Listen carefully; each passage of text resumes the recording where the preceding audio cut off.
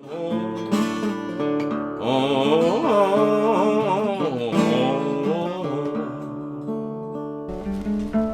fans of Mississippi Delta blues, that sound can only come out of the mind of Skip James.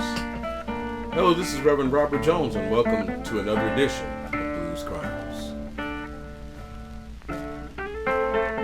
Nehemiah Skip James was born near Bentonia, Mississippi in 1902.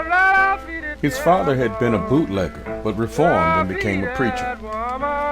Consequently, young Skip James learned to play the organ. But he learned the guitar too, apparently from a local player by the name of Henry Stuckey. We don't know if it was Stuckey that taught Skip James how to play in an unusual D minor tuning, but we do know that Skip James perfected it. In 1931, Skip James traveled to Grafton, Wisconsin, where he made a series of recordings. Even though those records, released in the beginning of the Depression, didn't sell well, Skip James nonetheless was a very influential musician. In his 1931 recording, Yola My Blues Away, you can hear the influence that Skip James had on a young Robert Johnson. Well, the day came me on my knee. There's a hellhound on my trail, a hellhound on my trail. And check out the genius that produced the solo from the song Special Rider Blues.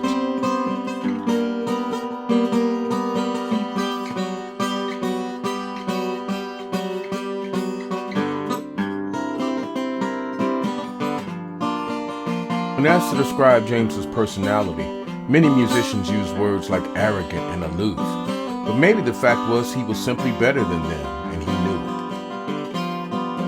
it. After the 30s, Skip James pretty much faded from the blues scene, only to be rediscovered, just like Son House, in 1964. So Skip James would die of cancer in 1969.